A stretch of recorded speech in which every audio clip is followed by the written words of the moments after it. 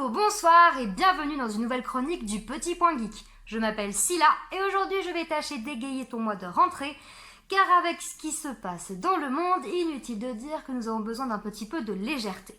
Et quitte à retourner sur les bancs de l'école, autant que ce soit avec un peu de magie.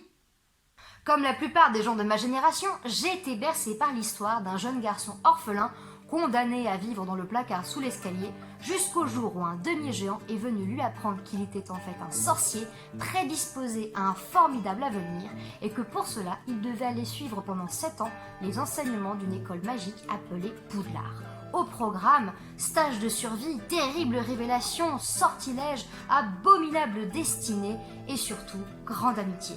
Tu l'auras compris, aujourd'hui je vais te parler d'un jeu vidéo issu de la saga Harry Potter. Il était bien entendu évident qu'avec 7 livres et 8 films, les producteurs aient matière à séduire le paysage vidéoludique. Avec les 7 jeux principaux retraçant chacun une année passée à Poudlard, les jeux Lego ainsi que les dérivés, on peut en dénombrer aujourd'hui une vingtaine. Parce qu'il faut bien faire un choix et parce que j'ai aussi mes petites préférences, cette vidéo se concentrera uniquement sur la 3e adaptation, à savoir Harry Potter et le prisonnier d'Azkaban. Sorti en 2004, il s'agit d'un jeu d'action-aventure publié par Electronic Arts et disponible sur PC, Xbox, PS2, GameCube et également la Game Boy Advance, version qui va nous intéresser aujourd'hui, toi-même tu sais. Bien que le jeu de la Game Boy Advance reprenne les codes et la trame de l'histoire du livre et du film, il prend également des libertés personnelles, ce qui fait qu'il n'a aucun rapport avec la version PC par exemple, qui mériterait d'ailleurs sa propre vidéo. Dans cette version, l'histoire reprend au moment où Harry est sur le point de rentrer en 3e année à Poudlard. Le danger rôde, car Sirius Black, un ancien pensionnaire de la prison imprenable d'Azkaban, a réussi à s'évader, et il serait à la recherche d'Harry. Accusé d'avoir trahi et tué les parents d'Harry pour le compte de vous savez qui, aka Voldemort, il est soupçonné de vouloir finir le sale boulot. Dans les faits, on incarne à tour de rôle Harry, Ron et ou Hermione pour réaliser des missions et résoudre des énigmes, débloquer du contenu et reprendre le fil des événements de l'histoire.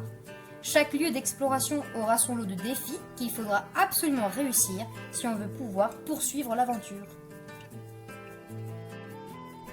Au niveau du gameplay, rien de bien sorcier, puisqu'il faut se déplacer dans l'environnement pour amorcer une quête ou chercher des objets en particulier. On peut parfois tomber sur des ennemis et faire des combats, aléatoires ou avec un principe de boss, qui nous feront gagner de l'expérience, très importante pour augmenter le potentiel de nos personnages.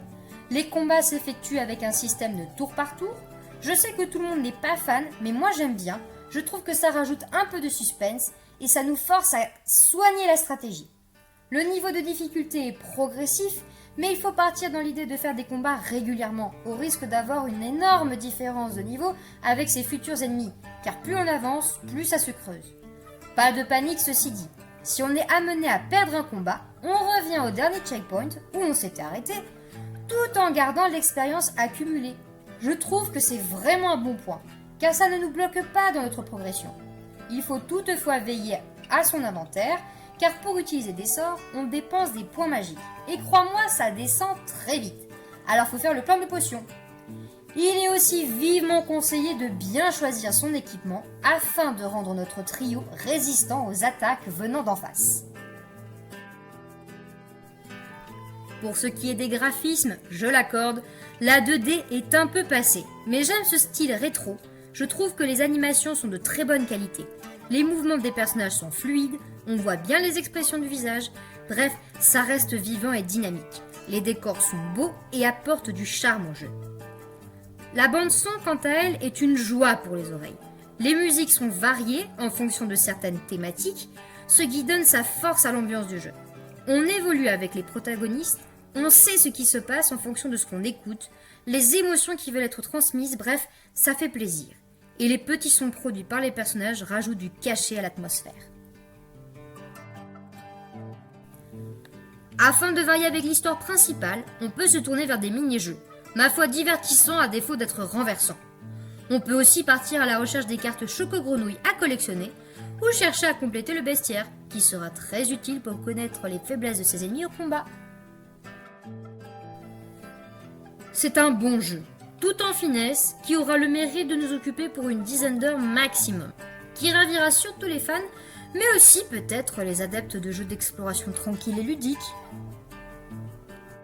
J'aime ce jeu parce qu'il me rappelle mon enfance et le plaisir nostalgique que j'avais d'attendre impatiemment la sortie des livres et des films au fur et à mesure.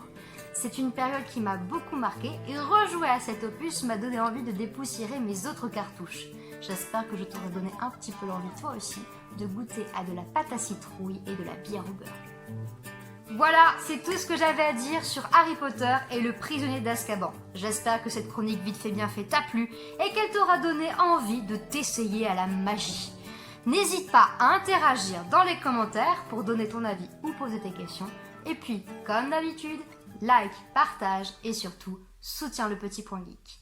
En attendant la prochaine fois, prends soin de toi, attention aux sinistros et surtout, geek bien.